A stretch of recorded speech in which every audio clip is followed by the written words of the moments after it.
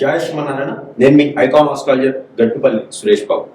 మనకి ఇప్పుడు మనము ఏ విషయం గురించి మాట్లాడడానికి వచ్చాము అంటే కనుక ద్వాదశ రాశుల వారి గురించి మనం ప్రస్తావన చేయడానికి వచ్చాం. దాంట్లో ముఖ్యంగా ఇటీవల మనకి మారినటువంటి గ్రహస్థితిని ఒకసారి గమనించినట్లయితే మొదటిగా మనకి జూలై 27వ తారీఖున వక్రగతిలోకి మారినటువంటి శని భగవానుడు ఇక్కడ మీనరాశిలో.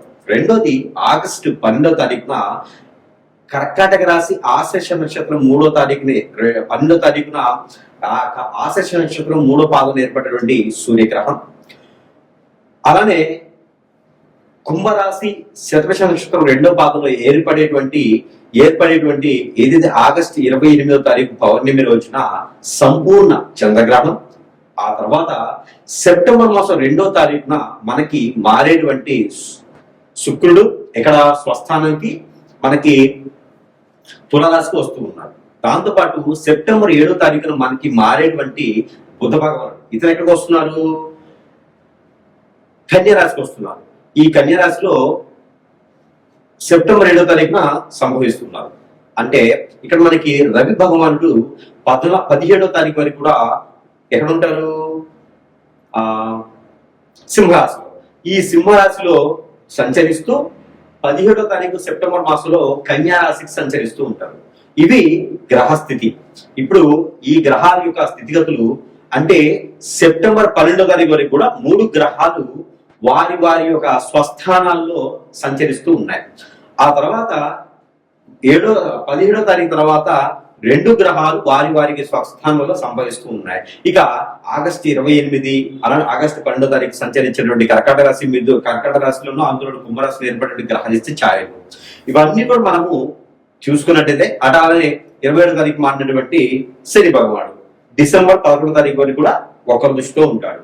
ఈ యొక్క గ్రహస్థితిని మనం గమనించి ఆలోచించి సంతోషించినట్టయితే కనుక ఈ యొక్క రాశి ఫలితాలు ఈ యొక్క గ్రహస్థితిని మనము చూచుకొని వీటికి సంబంధించినటువంటి రాశి ఫలితాలు ఎలా ఉన్నాయి, ద్వాదశ రాశుల వరకు ఎలా ఉన్నాయి, మంచి శుభ దృష్టి ఉంటుందా, అశుభ దృష్టి ఉంటుందా, ఇంకేదైనా బాగుంటుందా ఒకసారి మనం పరిశీలన చేసినట్లయితే కనుక ఖచ్చితంగా మనము తీసుకొని చూసుకోవాలి. అలానే కొంతమంది కొన్ని రాశుల వారికి శుభాశుభ ఫలితాలు ఉన్నాయి, కొన్ని రాశుల వరకు అయితే శుభ ఫలితాలు మాత్రమే ఉన్నాయి, కొన్ని రాశుల వరకు అయితే కనుక అశుభ ఫలితాలు కనపడతా ఉన్నాయి. కాబట్టి మరి ఈ సెప్టెంబర్ మాసం నుంచి కూడా డిసెంబర్ మాసం వరకు మనం ఆలోచించినట్టయితే కనుక మరి యొక్క గ్రహస్థితి ఇలా ఉండగా మరి ఈ యొక్క గ్రహాల యొక్క స్థితిగతుల ప్రకారంగా మరి జాతకంలో దశలు అంతర్దశలు గోచారం వీటితో పాటు ఇంకేమైనా దోషాలు ఉన్నాయా? కాలసర్ప దోషం, నాగదోషం, కుజదోషం ఉందా, లేదా నరదోషం అంటే నరదిష్టి నరఘోష ఉందా, పితృదోషాలు ఉన్నాయా, ఇంకేమైనా దోషాలు ఉన్న వల్ల మనం ఎదగలేకపోతున్నావా, లేకపోతే అసలు ఏంటి మన జాతకాలు ఎలా ఉంటున్నాయి, మారబోతున్నాయా, మరి ఇంకేదైనా విపత్తులకి లేదా ఇంకొకరి చేతులు బలైపోతున్నాయా, లేదా చాలా జాగ్రత్తగా ఉండాల్సి వస్తుందా, లేదా గండాలు ఏమైనా ఉన్నాయా, లేదంటే జీవితంలో ఏం చేస్తే మనం బాగుపడతాం, ఎలాంటి చేస్తే మనము నేతృత్వంలో బాగుంటాం, ఎలాంటి రంగాల్లో మనం రాణిస్తాం అనేకటిని మనం గమనించినట్టయితే కనుక ఒక్కసారి మనం పరిశీలన చేసుకుందాము. మొదటిగా అందులో మనకి ద్వాదశ రాశుల్లో ఒకటి మీనరాశి. ఇది చివరి రాశి మీనరాశి. ఈ మీనరాశి వారికి ఎన్నో రకాలైనటువంటి ఇబ్బందులున్నా, ఈ మీనరాశి వారికి ఎన్నో రకాల గ్రహాల ఒక స్థితిగతులు ఉన్నా, ఈ మీనరాశి వారికి ఇటీవల ఏర్పడినటువంటి జూలై 27వ తారీఖున మనకి ఏదైతే మీనరాశులను ఉంటూ వెనకంజలు వచ్చినటువంటి శని భగవాన్ అశుభ దృష్టి ఏదైతే ఉందో అంటే ఈ యొక్క వక్ర దృష్టితో పాటు ఈ యొక్క మనకి ఇక్కడ 11వ స్థానం అయినటువంటి ఏదైతే మనకి రాశి ఉందో ఈ 12వ స్థానం రాహుతో పాటు మనకి ఏదైతే కుంభరాశిలోనే సంచరించినటువంటి చంద్రగ్రహణం ఏదైతే ఉందో ఈ గ్రహణానికి సంబంధించిన ఇబ్బందులు అవకాశాలు అన్ని కూడా కొంతమేర ఎదగంజలో ఉంటూ అలానే శని భగవాన్ అశుభ దృష్టి కొంతమేర ఉంటూ ఏ రాశి వారికి శని భగవాన్ అశుభ దృష్టి ఉంటుందో కానీ ఈ యొక్క మీన రాశి వారికి శని భగవాన్ అశుభ దృష్టి మంచిగానే ఉంటుంది, ఇబ్బంది లేకుండా ఉంటుంది. అన్ని రకాల రంగాల్లో ముందుకెళ్ళి పెళ్లి కాని వారికి పెళ్లి అవుతుంది, విదేశాలు అనుకున్న వారికి విదేశాలు వెళ్తారు. అలానే ఈ సెప్టెంబర్ మాసం 7వ తారీఖు తర్వాత అనుకున్నటువంటి వారి డబ్బులు ఎక్కడ ఇవ్వాలంటే కూడా ఆ డబ్బులు కూడా వసూలయ్యేలా కనిపిస్తా ఉంది. దానితో పాటు మీన రాశి వారికి అనేక రకాల రంగాల్లో ఆయుర్వేదిక్ కావచ్చు, అల్లోపతి కావచ్చు, నేరోపతి కావచ్చు, న్యాచురోపతి కావచ్చు, ఇంగ్లీష్ మెడిసిన్ అయినా, డాక్టర్ గా అయినా, హాస్పిటల్ రంగంలో డయాగ్నోస్టిక్స్ ఎలాంటి రంగాలైనా సరే మీరు రాణించేందుకు అవకాశాలు మెండుగా ఉన్నాయి, తీర్థంగా ఉన్నాయి. కాబట్టి అలాంటి రంగాల్లో మీరు ముందుగా వెళ్ళాలి, ముందడుగు వేయాలి. దాంతో పాటు ఈ మీనరాశి వారికి భార్యాభర్త దూరమైనా, పిల్లలు పుట్టకపోయినా, పెళ్లి అయి ఉండి పిల్లలు పుట్టకపోయినా కూడా ఈ మాసంలో ప్రయత్నం చేస్తే ఖచ్చితంగా పిల్లలు కూడా పుట్టేటువంటి అవకాశం కనపడతా ఉంది. కాబట్టి ఆ రకమైన ప్రయత్నం చేయాలి. ఎవరైనా విదేశాలకు ప్రయత్నం చేసేవారు కనుక ఈ సెప్టెంబర్ 7వ తారీఖులో ప్రయత్నం చేస్తే ఖచ్చితంగా మీకు విదేశాలకు వెళ్ళేటువంటి అవకాశం, సౌలభ్యం కూడా మీకు లభ్యపడతా ఉంది. అలాగే కనుక మీరు ఏదైనా రాజకీయ రంగం కానీ సినీ రంగంలో ఉన్నటువంటి వారైతే కనుక మీకు అన్ని రకాల రంగాల్లో పదవులు మీకు వచ్చేలా కనబడుతుంది కాబట్టి ప్రయత్నం చేయండి. అనేక రకాల అవకాశాలు మీకు లభ్యపడుతుంది కాబట్టి ప్రయత్నం చేయొచ్చు.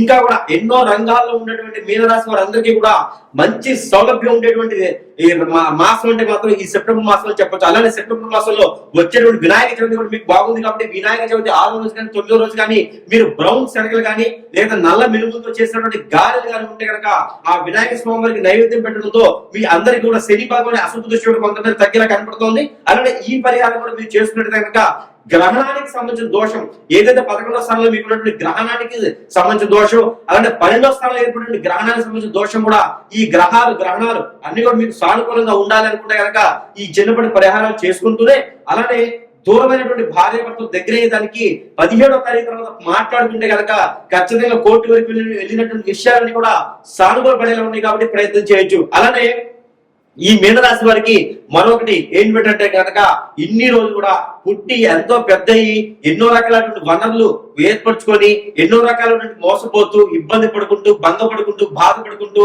అలానే బాధపడుకుంటూ ఉండేటువంటి మీనరాశి వారు ఎవరైతే ఉన్నారో వారందరికీ కూడా ఏదైనా జరిగి ఉండొచ్చేమో, మీ దగ్గర నుంచి వనరులు పొందిన ప్రతి ఒక్కరు మీకు శత్రువు అయ్యేసి వారు మీ పైన ఏదైనా ఇప్లాంటివో బ్లాక్ మ్యాజిక్ చేయొచ్చేమో, అష్టదిబ్బం లాంటివి చేయొచ్చేమో. కాబట్టి అలా ఉంటేనే మీరు ఎదగలేకపోతున్నారేమో. గ్రహాలు గ్రహణించే దోషాలు ఉన్నా కూడా మిమ్మల్ని ఇబ్బంది పెట్టవు. కేవలం మానవ గ్రహం మీ మీద చేయించే చెడు క్రియతోనే మీరు ఇబ్బంది పడాల్సి వస్తుంది. కాబట్టి మీకు ఏదైనా అనేజీగా కానీ అన్ఫిట్ గా కానీ ఇల్లు సంపాదన లేదు, ఏం అర్థం కావట్లేదు, ఒక దగ్గర నిలకడ లేదు, స్థాయి లేదు అనుకున్న ప్రతి ఒక్కరు కూడా మీకు ఏదైనా జరిగి ఉండొచ్చు. ఖచ్చితంగా సంప్రదిస్తే మీకున్న సమస్యకి పరిష్కార మార్గం చూపించే విధంగా ఉంటుంది. ఇక కొంతమేర ఉపశమనం కోసం అయితే మాత్రం ఖచ్చితంగా ఈ పరిహారం అయితే మీరు చేసుకోవచ్చు. ఇలాంటి మనకి ఈ రాశి వారు కనుక ఈ ఒక చిన్న పరిహారం చేసుకున్నట్టు కనుక గ్రహణాల దోషాలు, గ్రహస్థితి దోషాలు, ప్రకృతి దోషాలు అన్ని కూడా ఒక మేర ఉపశమనం అయితే మాత్రం ఖచ్చితంగా లభ్యపడుతాయండి. అంటే ఈ ఏం దానం చేయాలంటే కనుక, ఎలాంటి పరిహారాలు కావాలంటే కనుక మనం దాన్ని గ్రహించాలి. ఈ రాశి వారికి గోధుమలు, జొన్నలు, రాగులు, కందులు, సజ్జలు, బియ్యము, ఉలవలు ఇవన్నీ కూడా ఒక్కొక్కటి వస్తువు, దీంతో పాటు నల్ల మినుములు, నల్ల నువ్వులు, పచ్చ పెసలు, బ్రౌన్ శనగలు ఇవన్నీ కూడా ఒక్కొక్క వస్తువు ఒక్కొక్క పావు కిలో చొప్పును తీసుకొని, ఒక కొబ్బరికాయ తీసుకొని, కర్పూరం బిడలు ఒక 5 తీసుకొని ఇవన్నీ కూడా తనకి తాను దిష్టి తీసుకోవాలి. ఏ రోజైనా పర్వాలేదు. ఇవి గ్రహణాలకి గ్రహాలకి రెండింటికి సంబంధించింది. అందరూ చేసుకోవాల్సింది ఇది తీసేసుకొని తల చుట్టూ 7 టైమ్స్, తల దగ్గర నుంచి కాలు వరకు 7 టైమ్స్ దిష్టి తీసుకొని ఎక్కడైనా పారెంటి నీటిలో కానీ పొదలగొండ చెట్లలో కానీ వేసేసేయాలి. అలానే సేమ్ ఐటమ్స్ మళ్ళీ తీసుకొని తనకి తానే ఒక క్లాత్ పరుచుకొని కూర్చొని ఇంట్లోనే భుజాల మీద అభిషేకం చేసుకోవాలి. ఈ అభిషేకం చేసుకున్నటువంటి ద్రవ్యాలన్నీ కూడా ముడుపు కట్టుకొని ఎక్కడైనా పారెటి ఒట్ల నీటిలో వేసేసి స్నానం ఆచరించి ఆ వస్త్రాలను అక్కడ ఒడిచి వేసేసేయాలి.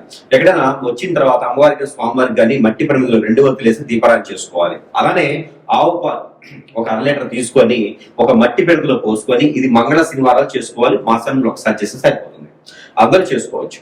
అలానే మట్టి పెరుగులో పోసుకొని ఒక జాజికాయ, ఒక పసుపుకు ఒక చిటికెడు, జాజికాయ ఒకటి, అలానే నల్ల నువ్వులు ఒక చిటికెడు, ఆ నల్ల నువ్వులు ఒక చిటికెడు, తెల్ల ఆవులు ఒక చిటికెడు దాంట్లో వేసేసి ఇవన్నీ కూడా తల చుట్టూ దిష్టి తీసేసుకుని ఒక 7 సార్లు, తల దగ్గర కాలు 7 సార్లు దిగదార్చుకొని ఇవన్నీ కూడా తీసుకొని ఇక్కడ పుట్ట దగ్గర కానీ చెట్టు దగ్గర కానీ ఏ చెట్టు అయినా పర్లేదు రోడ్డుకి ఇరువైపు కనుక పెట్టినట్టయితే అన్ని రకాల అవరోధాల నుంచి మీరు బయటపడ్డట్టే.